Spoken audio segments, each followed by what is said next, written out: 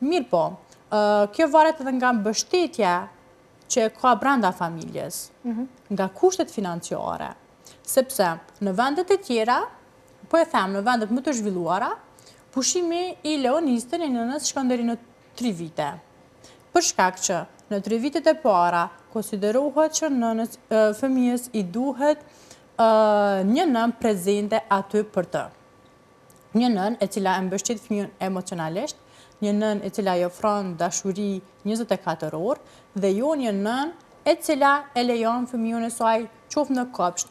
Mirë po, pavarësisht kësaj, kur ne e vendosim fëmijën në kopsht, e regjistrojmë, kalojmë vetë në punë, ose e marrim dikon që të mbikëqyr fëmijën tonë, natyrisht që dhe gjendja jonë aty emocionale nuk është stabile.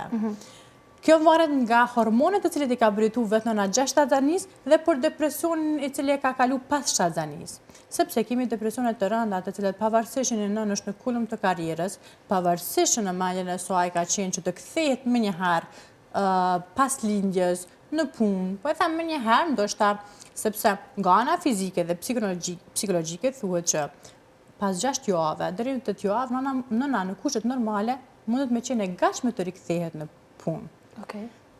Domethënë nuk e pengon asgjë nga ana fizike dhe nga ana kognitive që ajo të kthehet në punë. Mirë po, janë rrethana të cilet e bojnë të vështirë. Puna të cilën nëna e bën, orarit të cilën nëna do të kthehet, presioni familjar, presioni shoqëror dhe ajo se ku do qëndroj fëmijë. Sepse dhe kjo është shumë e rëndësishme.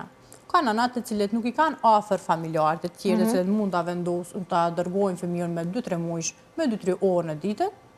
Mirë po, nëse vjen periudha e kopshtit, pastaj kjo lirohet nga gjendja emocionale.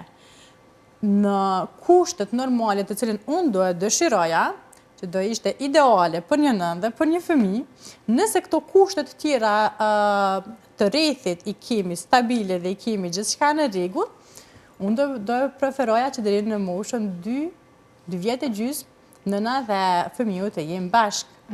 Për shkak të dashurisë, për shkak të emocioneve, për shkak të lidhjes së tyre të cilën e kanë dhe për shkak të përvojave të cilat dëshirojnë të ndërtojnë së bashku.